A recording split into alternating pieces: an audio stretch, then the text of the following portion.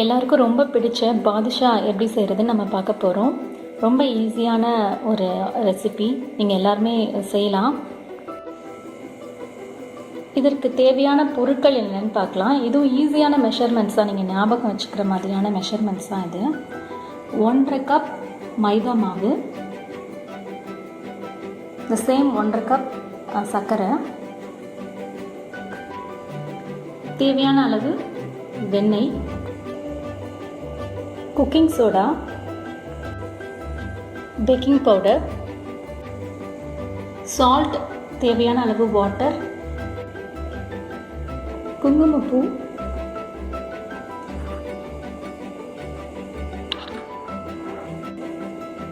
ரெண்டு ஏலக்காய். பாதுஷா மேலே டெக்கரேட் பண்ணுறதுக்காக நான் வீட்டிலேயே செய்த பால்கோவா கொஞ்சம் வச்சுருக்கேன். இதுக்கப்புறம் முந்திரி அண்ட் பாதாம், இதை நம்ம ரோஸ்ட் பண்ணி நம்ம அது மேலே டெக்கரேட் பண்ணலாம். இது ரெண்டுமே ஆப்ஷனல் தான், தேவைன்னா வச்சுக்கலாம், இல்லாட்டி விட்டுடலாம். பொரிக்கிறதுக்கு தேவையான எண்ணெய்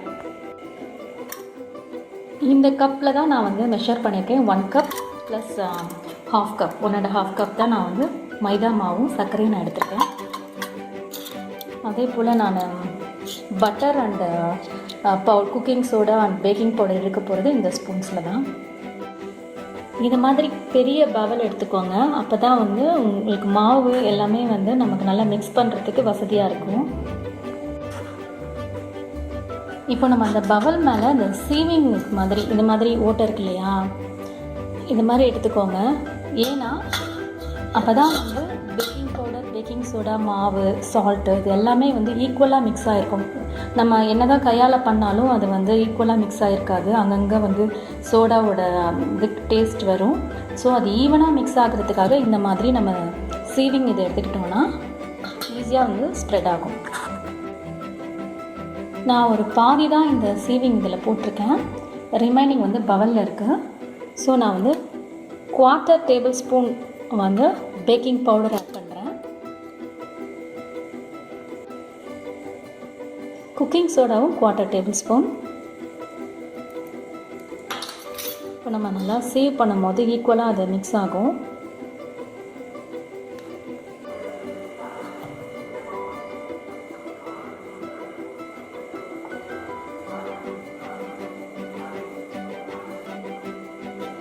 ரிமைனிங் உள்ள மாவையும் நம்ம போட்டுடலாம்.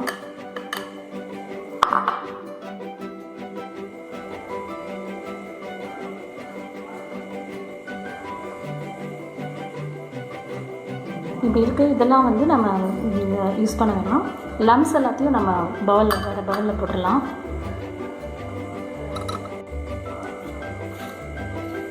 எல்லாத்தையும் ஈக்குவலாக நம்ம மிக்ஸ் பண்ணிக்கலாம். ஒரு பிஞ்ச் சால்ட் ஆட் பண்ணலாம். சால்ட் ஆட் பண்ணிவிட்டு நம்ம நல்லா மிக்ஸ் பண்ணிடலாம். ஒரு பிஞ்ச் ஆட் பண்ணாலும் நல்லா டேஸ்ட்டாக இருக்கும். இப்போ கொஞ்சமாக நம்ம பட்டர் ஆட் பண்ணிக்கலாம். நீங்கள் நெய், டால்டாக்கு பதிலாக இந்த பட்டர் ஆட் பண்ணிங்கன்னா ரொம்ப டேஸ்ட்டாக இருக்கும் இந்த பாதுஷா. அது மட்டும் இல்லை, லேயர்டாக இருக்கும், ரொம்ப சாஃப்டாக இருக்கும். நீங்கள் வச்சு சாப்பிடலாம். நீங்கள் ஒரு 2 வீக்ஸ் வரைக்கும் நீங்கள் அது வரைக்கும் இருக்காது, எல்லாம் காலி பண்ணிவிடுவாங்க. ரொம்ப டேஸ்ட்டாக இருக்கும். அதனால் நீங்கள் நெய், டால்டாலாம் யூஸ் பண்ணுறதுக்கு அவாய்ட் பண்ணிவிட்டு இந்த பட்டர் நீங்கள் ட்ரை பண்ணுங்கள், ரொம்ப நல்லா வரும்.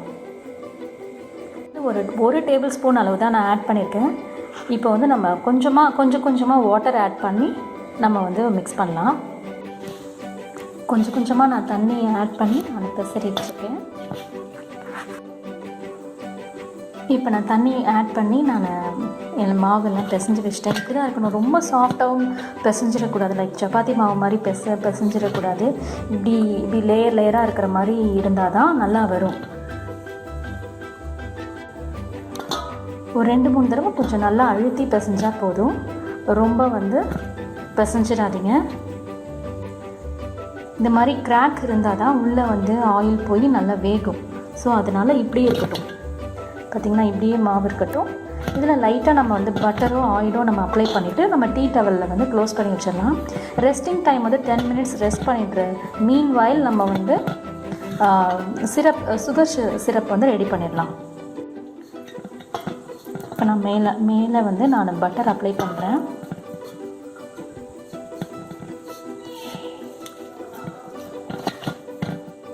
ஏன்னா அது காயாமல் இருக்கணும், மாவு வந்து காயாமல் இருக்கணும். ஸோ அப்படி ரஃப்பாக வந்து மாவு பிசைஞ்சிருந்தால் போதும். நான் டீ டவல் வச்சு நான் வந்து க்ளோஸ் பண்ண போகிறேன்.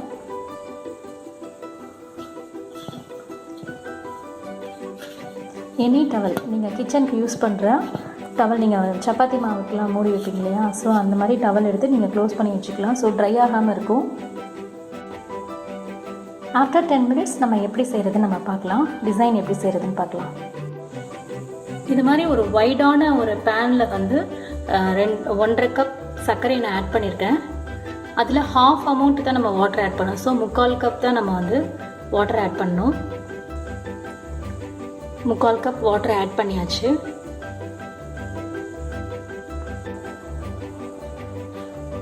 ஸோ நான் லோ டு மீடியம் ஹீட்டில் தான், ஃப்ளேமில் தான் நான் வந்து சிரப் ரெடி பண்ணுறேன். ஸோ இந்த டைமிங்கில் ஃபஸ்ட் இனிஷியல் ஸ்டேஜ்லேயே நீங்கள் வந்து குங்குமப்பூ ஸ்ட்ராண்ட்ஸை வந்து நம்ம ஆட் பண்ணிடலாம். அப்போ வந்து நல்ல கலர் கொடுக்கும். சுகர் சிரப் ஃபார்ம் பண்ணதுக்கப்புறமா நீங்கள் ஏலக்காய் தூள் ஆட் பண்ணிக்கலாம். நல்லா கொதிச்சிட்டு இருக்குது. ஒரு 4 மினிட்ஸ் ஆயிடுச்சு பாயில் ஆகி. இது நல்லா ஃபுல்லாக நல்லா கொதிச்சு ஒரு திக் ஸ்டாண்ட் மாதிரி ஒரு சிங்கிள் ஸ்டாண்ட் வரணும். இப்போ நுணுக்கி வச்சுருக்கிற இந்த ஏலக்காவையும் நம்ம ஆட் பண்ண போகிறோம். ஒரு டைம் பார்த்தீங்கன்னா 8 மினிட்ஸ் கிட்ட வந்து இது பாயில் ஆகிருக்கு. இந்த ஸ்டேஜில் நான் வந்து ஏலக்காய் நுணுக்கி வச்சுருக்க ஏலக்காய் ஆட் பண்ணுறேன். நீங்கள் வந்து கொஞ்சமாக ஏலக்காய், கொஞ்சம் சுகர், ஒரு 20 டேபிள் ஸ்பூன் சுகர் ஆட் பண்ணி நீங்கள் மிக்சியில் வந்து போட்டு கூட நீங்கள் பவுடர் ஃபார்மில் வச்சுக்கலாம். நான் வந்து நுணுக்கி தான் வச்சுருக்கேன், அப்புறம் இன்னும் நல்லா வாசனை அடிக்கும். அதுக்காக நான் ஒரு கம்பி பதம் அதெல்லாம் நான் சொல்லலை. இந்த சைட்ஸ் எல்லாம் பார்த்தீங்கன்னா இப்படி கிண்டம் போது லைட்டாக வந்து ஆகுது பார்த்தீங்களா, ஒயிட் கலரில். ஸோ அதுதான் நம்மளுக்கு வந்து பதம். ஏன்னா நிறைய பேருக்கு வந்து கம்பி பதம்னா என்னென்னு கரெக்டாகவும் நம்மளால் பண்ண முடியாது பிகினர்ஸ்க்கெல்லாம். ஸோ அதனால் நான் என்ன சொன்னேன்னா, இந்த சைட்ஸில் பார்த்தீங்கன்னா இந்த மாதிரி சாலிடாக ஒரு லேயர் ஃபார்ம் ஆகுது இல்லையா, இந்த ஸ்டேஜில் நீங்கள் வந்து ஆஃப் பண்ணி போட்டுருங்க. இது பார்த்தீங்கன்னா எப்படி இருக்கும்னா திக் ஸ்டேஜ் திக்காக இருக்கும். தொட்டு பார்த்தீங்கன்னா திக்காக இருக்கும், பிசு பிசுன்னு இருக்கும். ஸோ இந்த ஸ்டேஜில் உங்களுக்கு நல்லா கிளியராக தெரியும்னு நினைக்கிறேன். இங்கே பார்த்தீங்கன்னா ஒயிட்டாக ஃபார்ம் ஆகிடுச்சுல, இந்த ஸ்டேஜில் தான் வந்து நீங்கள் ஆஃப் பண்ணணும். அதுக்கு மேலே ரொம்ப போச்சுனாலும் உங்களுக்கு அது மேலே ஒயிட்டாக ஃபார்ம் ஆகிடும். ஸோ இதுதான் கரெக்டான ஸ்டேஜ். நம்ம ஸ்டவ் ஆஃப் பண்ணிட்டோம். மோர் தேன் 10 மினிட்ஸ்க்கு மேலே நமக்கு ரெஸ்டிங் டைம் ஆகிடுச்சு. இப்போ மாவு எப்படி இருக்குன்னு பார்க்கலாம். நல்லா சாஃப்டாக இருக்குது பார்த்தீங்களா. இப்போ நம்ம வந்து டிசைன் பண்ண போகிறோம். இது எப்படி செய்யறதுன்னு நான் உங்களுக்கு காமிக்கிறேன். இந்த சைஸ்க்கு நம்ம மாவு எடுத்துக்கலாம். மாவு எடுத்துகிட்டு ரோல் பண்ணணும். ரொம்ப ரோல் பண்ண வேணாம், கிராக்ஸ் மாதிரி இருந்தால் தான் நல்லது. அப்போ தான் வந்து மாவு உள்ளே வந்து ஆயில் உள்ளே போய் நல்லா வேகும். இப்போ நம்ம என்ன பண்ணலாம், இந்த எட்ஜஸில் வந்து நம்ம இது மாதிரி சின்னதாக அப்படி பண்ணணும், ஸ்ப்ரெட் பண்ணணும். நடுவில் வந்து திக்காக இருக்கும். முன்னாடியெல்லாம் வந்து இப்படி தான் டிசைன் பண்ணுவாங்க. பால்ஷானா இந்த மாதிரி தான் இருக்கும். இப்போ தான் வந்துட்டு சும்மா ஜஸ்ட்டு ஒரு பால் செஞ்சு நடுவில் ஓட்ட வைக்கிறாங்க. முன்னாடிலாம் பால்ஷா அப்படின்னா இப்படி தான் வந்து செய்வாங்க. இந்த மாதிரி தான் நடுவில் வந்து பல்ஜாக இருக்குது. ஓரத்தில் உள்ளதை மட்டும் நம்ம தின் பண்ணியிருக்கோம். இப்போ நம்ம என்ன பண்ணணும்னா, இதை வந்து இந்த 4 ஃபிங்கர், இந்த தம் ஃபிங்கர் ரெண்டுத்தையும் ஜஸ்ட்டு ஸ்வர்ல் பண்ணணும். அவ்வளோதான். அதுக்கப்புறம் பக்கத்தில் உள்ளதை ஸ்வர்ல். ஃபஸ்ட்டு இனிஷியலாக வராட்டியும் பழக வந்துடும். 4 பால்ஷா செஞ்சிங்கன்னா வந்துடும். இந்த மாதிரி ஸ்வர்ல் பண்ணி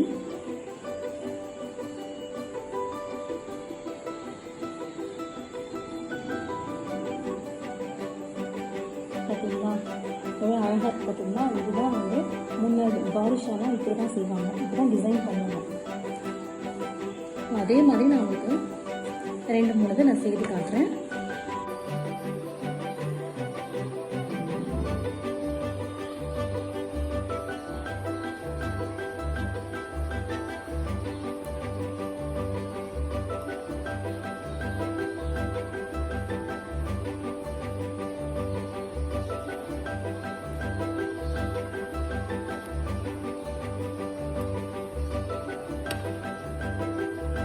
நீங்கள் இந்த மாதிரி மாவு எடுத்ததுக்கப்புறமா அதில் டீ டவல் வச்சு க்ளோஸ் பண்ணிடுங்க. அப்போ தான் வந்து மாவு ட்ரை ஆகாமல் இருக்கும்.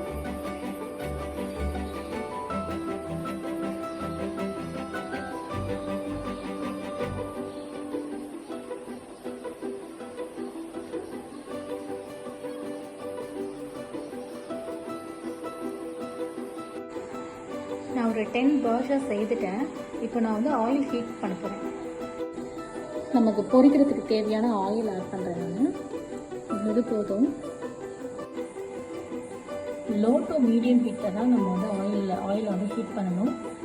ரொம்ப ஹீட் வச்சுட்டீங்க, மீடியமுக்கு மேலே நீங்கள் வச்சுட்டீங்க அப்படின்னா மேலெல்லாம் வந்து ப்ரௌனாக இருக்கும், இன்னும் வேகாது.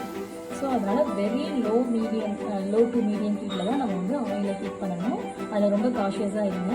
ஏன் நான் வந்து கொஞ்சமாக போட்டிருக்கேன், 10 மட்டும் தான் போட்டிருக்கேன்னா இது ட்ரை ஆகிடும். ஸோ அதனால் இது வந்துட்டு இருக்க டைமிங்கில் அதை நம்ம செய்திடலாம். இப்போ நான் வந்து ஃபர்ஸ்ட் ஒன் நான் போடுறேன்.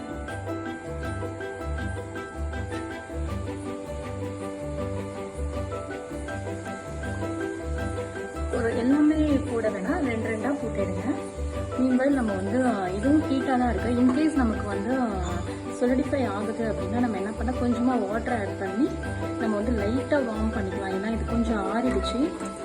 ஸோ நான் கொஞ்சம் லைட்டாக வந்து வாட்டர் ஆட் பண்ணி நம்ம வார்மாக வச்சுக்கணும். அப்போ தான் அந்த சிரப் வந்து சக் பண்ணுவது.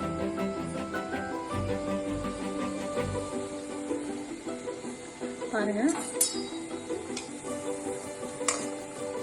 லைட்டாக வந்து ப்ரௌன் ஆகிருக்கு. ஸோ அப்படி திருப்பி விட்டுட்டே இல்லைன்னா சின்னதாக நீங்கள் போட்டிங்கன்னா கூட அது வந்து பெருசாகிடும், உப்பி வரும். ஏன்னா நம்ம baking powder and baking soda add பண்ணியிருக்கோம். பாருங்கள், நல்லா கோல்டன் ப்ரௌன் ஆகிடுச்சு. இதை இந்த ஸ்டேஜில் தான் நம்ம எடுக்க போகிறோம். எடுத்து நம்ம டேரெக்டாக நம்ம சிரப்லேயே நம்ம ஆட் பண்ண போகிறோம். ரொம்ப விட்டிங்கனாலும் கருகிடும்.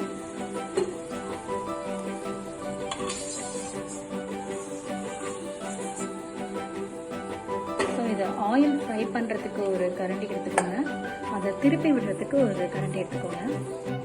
மீதம் உள்ளதையும் போட்டு நம்ம எடுத்துடலாம்.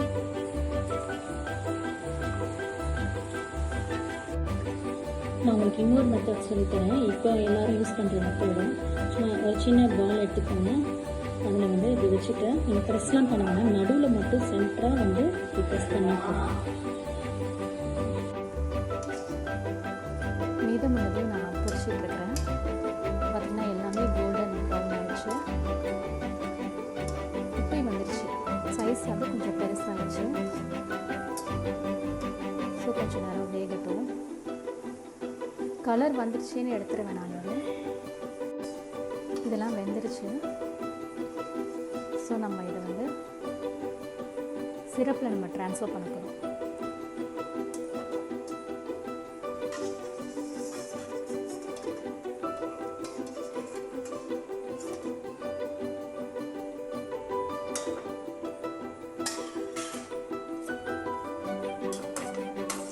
உங்களுக்கே டிஃப்ரென்ஸ் தெரியும். இப்போ போட்டதுக்கும் முன்னாடி கொஞ்சம் நேரத்துக்கு முன்னாடி இந்த போனதுக்கு போட்டதுக்கும் டிஃப்ரென்ஸ் தெரியும். கலர் மாறி இருக்குது, சிரப் கொஞ்சம் வந்து அப்சர்வ் ஆகிடும். ஸோ அப்படியே திருப்பி திருப்பி விட்டுட்டே இருந்தீங்கன்னா அது அப்சர்வ் ஆகிடும். பால்ஷாவில் வந்து இந்த பால்ஷாவில் பார்த்தீங்கன்னா கிறிஸ்டலைஸ் ஆகிறது தான் வந்து இதனுடைய ஸ்பெஷாலிட்டியே. ஸோ வந்து அந்த சுகர் சிரப் வந்து ஒயிட்டாக இதில் இருந்தால் தான் நல்லாயிருக்கும்.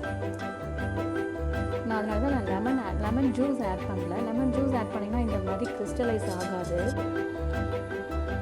2 டிசைன்ஸில் வந்து நான் பாதுஷா செய்திருந்தேன். எல்லாத்தையும் பொரிச்சு எடுத்து நான் வந்து சிரப்பில் வந்து ஆட் பண்ணி நான் வந்து மிக்ஸ் பண்ணிகிட்டே இருந்தேன். ஒவ்வொரு தடவையும் வந்து பாதுஷா ஃப்ரை பண்ணி எடுக்கும் போதும் நான் 2 தடவை 3 தடவை நான் வந்து அப்படியே திருப்பி விட்டுட்டே இருந்தேன். இப்போ இது வந்து ஒரு 15 மினிட்ஸ் டு ஒரு 30 மினிட்ஸ் இதிலே ஊறட்டும். அப்போ தான் வந்து இது நல்லா உள்ளெல்லாம் நல்லா சக் ஆகும். அதுக்கப்புறம் நம்ம வந்து டெக்கரேஷன் பார்க்கலாம். டெக்கரேஷன் பண்ணாமையும் இப்படியே சாப்பிட்றலாம், அப்படி இல்லைன்னா நம்ம டெக்கரேட் பண்ணலாம்.